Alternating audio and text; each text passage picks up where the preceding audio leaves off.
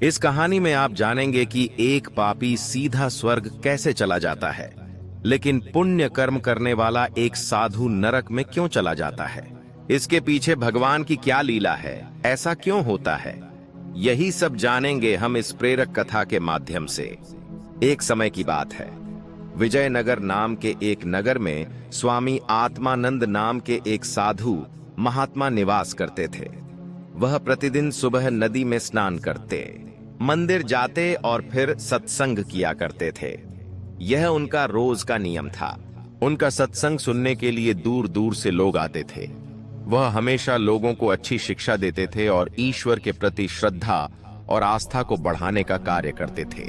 लोग बड़े आनंद से उनके प्रवचन सुनते और जाते समय उनकी तथा उनके द्वारा किए गए उपदेशों की सराहना किए बिना नहीं रह पाते। एक दिन एक व्यक्ति ने दूसरे से कहा, यह स्वामी आत्मानंद कितनी सुंदर बातें बताते हैं। उनके प्रवचन सुनकर बुरे से बुरे लोग भी सुधर जाते हैं। दूसरे व्यक्ति ने कहा, तुम बिल्कुल सही कह रहे हो।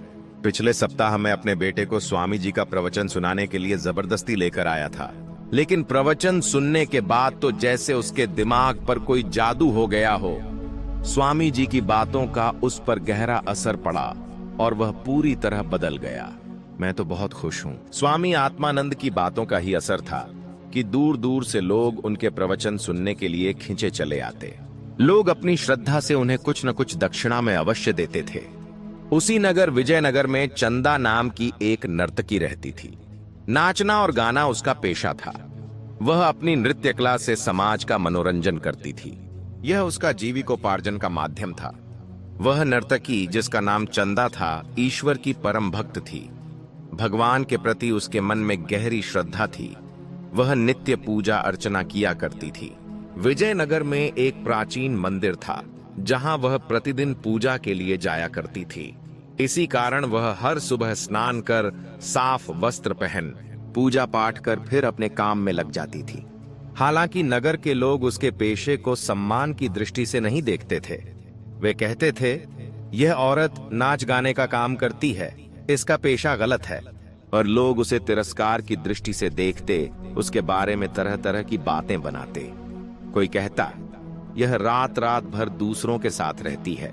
लोगों के मन में चंदा को लेकर अनेक नकारात्मक भाव थे। हालांकि उसका पेशा केवल नृत्य और गायन था, लेकिन इन अफवाहों और पूर्वाग्रहों के कारण वह पूरे नगर में बदनाम हो चुकी थी। फिर भी वह भगवान की सच्ची भक्त थी और सच्चे मन से ईश्वर की आराधना करती थी। एक दिन की बात है, मंदिर में स्वामी आत्मानंद सुबह सुबह पूजा करने आए हुए थे। उसी समय चंदा भी पूजा के लिए मंदिर में पहुंची। जब स्वामी जी पूजा समाप्त कर मंदिर से निकल ही रहे थे, तो सामने से चंदा मंदिर की सीढ़ियां चढ़ती हुई आ गईं। दोनों आमने सामने हो गए। चंदा ने जैसे ही स्वामी जी को देखा, वह दौड़ती हुई उनके चरणों में प्रणाम करने को झुकी। तभी मंदिर के पुजारी ने उसे रोकते हुए कहा, ठहरो, तुम इनके चरण नहीं छू सकती। तुम्हारे स्पर्श से ये साधु अपवित्र हो जाएंगे। चंदा ठिठक गई। यह सुनकर स्वामी आत्मानंद ने पुजारी से पूछा, पुजारी जी, कृपया बताइए कि इसमें ऐसा क्या है जो इसके चरण छूने से मैं अपवित्र हो जाऊंगा। पुजारी ने उत्तर दिया, महाराज, यह एक नर्तकी है। यह पाप का जीवन जीती है। यह अधर्मी और अपवित्र है। यदि इसने आपके चरण छू लिए तो आप भी अपवित्र हो जाएंगे। पुजारी की बात सुनकर स्वामी आत्मानंद शांत रहे। उन्होंने पुजारी से कुछ नहीं कहा, लेकिन चंदा की आंखों में श्रद्धा और उसके भाव देखकर बोले, बेटी, तुम्हें देखकर लगता है कि तुम ईश्वर में सच्ची आस्था रखती हो। कल हमारे आश्रम में सत्संग होगा, तुम अवश्य आना। चंदा ने हाथ जोड़कर कहा, महाराज, मैं अवश्य आऊंगी। यह कहकर स्वामी जी वहां से चले गए और चंदा मंदिर में प्रवेश कर पूजा अर्चना करने लगी।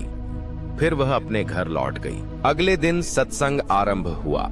चंदा भी समय पर सत्संग में पहुंच गई। उसने पूरे ध्यान से स्वामी आत्मानंद का प्रवचन सुना।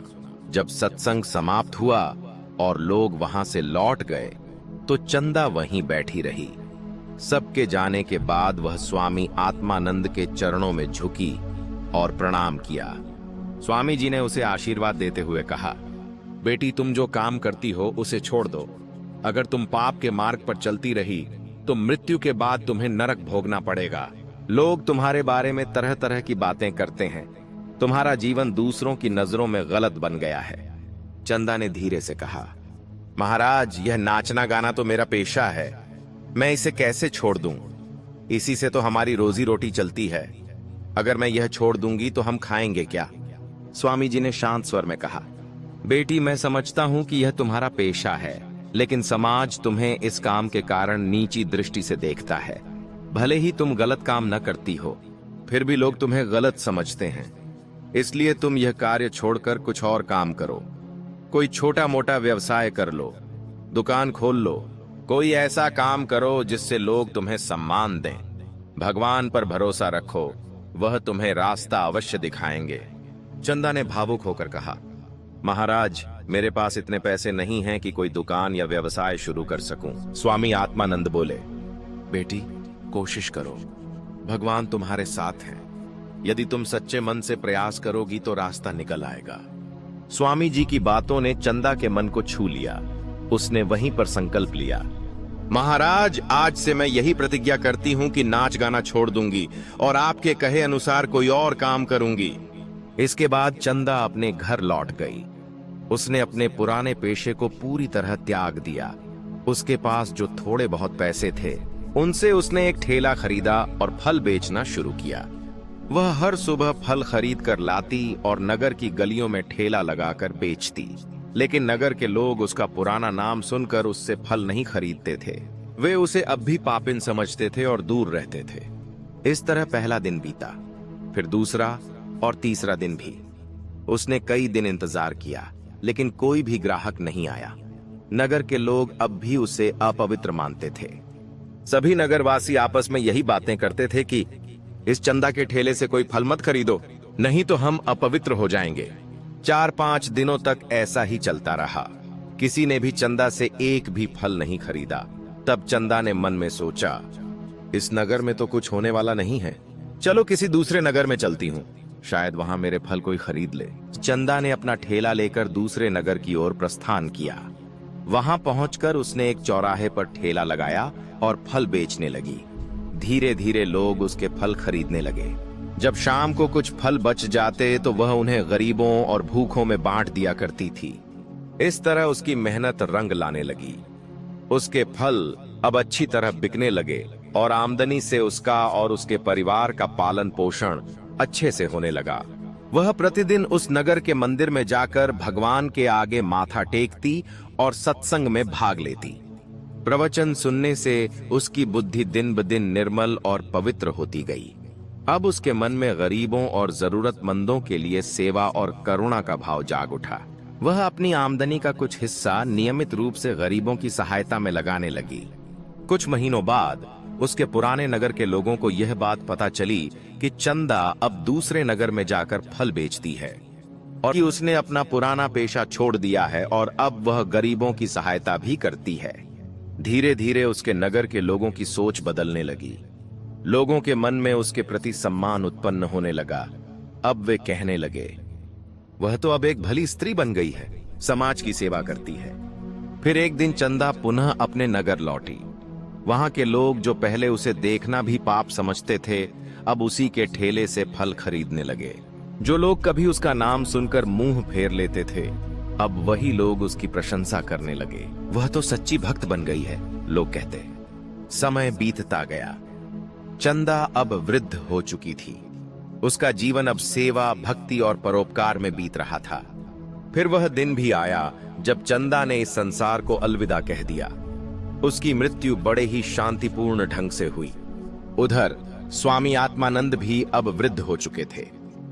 और संयोग देखिए, जिस दिन चंदा का निधन हुआ, उसी दिन स्वामी आत्मानंद ने भी शरीर त्याग दिया। दोनों की मृत्यु के बाद यमदूत चंदा और साधु महाराज को यमलोक लेकर पहुंचे। वहां यमराज अपने सिंहासन पर विराजमान थे। उन्होंने चित्रगुप्त से दोनों के कर्मों का लेखा जोखा मंगवाया।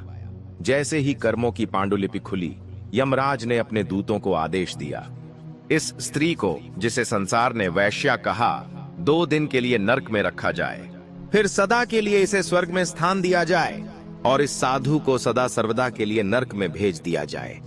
यह सुनकर साधु महाराज चौंक गए। उन्होंने यमराज से प्रश्न किया, महाराज, यह कैसा अन्याय है? मैंने तो जीवन भर प्रभु का नाम लिया, सत्संग किया, लोगों को उपदेश दिए, धर्म का प्रचार किया, फिर भी मुझे नरक? जबकि यह औरत, यह तो नाचने गाने वाली थी, जिस पर पूरा नगर उंगली उठाता था। इसे स्वर्ग? ऐसा क्यों? यमराज शांत स्वर में बोले, सुनो साधु, ईश्वर कभी अन्याय नहीं करते। हर जीव को उसके कर्मों के अनुसार फल मिलता है। सत्य है कि तुमने सत्संग किया, लोगों को धर्म का मार्ग बताया, पर उस पर खुद कभी नहीं चले। तुमने धर्म को एक व्यापार बना दिया। तुम्हारी भक्ति स्वार्थ से भरी थी। तुमने कभी निस्वार्थ सेवा नहीं की, न किसी भूखे को रोटी दी, न किसी दुखी का सहारा बने। तुमने प्रभु का नाम तो लिया, पर कभी सच्चे मन से नहीं। तुमने ज्ञान तो दिया, पर खुद उस ज्ञान पर अमल नहीं किया। धर्म की आड़ लेकर तुमने समाज को भ्रमित किया, धन और यश की चाह में अपना जीवन गंवा दिया।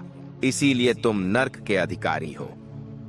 फिर यमराज ने उस स्त्री की ओर देखा और कहा, तुम जिस स्त्री की बात कर रहे हो, वह चंदा केवल वैश्या कुल में जन्मी थी। उसका पेशा भले ही नृत्य संगीत रहा हो, पर मन से वह निर्मल थी। जब उसे सही गलत का ज्ञान हुआ, उसने पाप का मार्ग छोड़ दिया। उसने परिश्रम से जीवन यापन किया, जरूरतमंदों की सेवा की, दान किया, मंदिर गई, प्रवचन सुने और निस्वार्थ भक्ति की। उसके द्वारा किए गए पुण्य उसके पुराने पापों से भारी पड़ गए, इसलिए उसे स्वर्ग का अधिकारी बनाया गया है। 2 दिन का नरक बस उसकी पुरानी भूलों का प्रायश्चित है। यमराज की वाणी सुनकर साधु महाराज निरुत्तर रह गए। उनकी आंखों से अश्रुओं की धारा बह निकली। जो साधु जीवन भर खुद को महान समझते रहे, आज यमराज के न्यायालय में एक वैश्या के सामने खुद को छोटा अनुभव कर रहे थे। यमराज की आज्ञा अनुसार चंदा को 2 दिन के लिए नरक में रखा गया, फिर उसे स्वर्ग में स्थान मिला और साधु महाराज को उनके पाखंड, स्वार्थ और कर्महीनता के कारण सदा के लिए नरक में भेज दिया गया। इस कहानी से शिक्षा मिलती है कि भगवान कर्म और दिल की भावना देखते हैं, जाति या पेशा नहीं, दिखावटी भक्ति नहीं, सच्चे मन से सेवा थी। दया और सच्चे कर्म ही मोक्ष का मार्ग है। जो खुद अच्छे कर्म करे वही सच्चा भक्त है। दोस्तों, मुझे उम्मीद है कि इस कहानी से आपको कुछ सीखने को मिला होगा। अगर वीडियो अच्छी लगी हो तो वीडियो को लाइक और कमेंट में जय माता दी अवश्य लिखें। हम आपसे मिलते हैं किसी और नई वीडियो में। तब तक के लिए अपना ख्याल रखना। जय माता दी।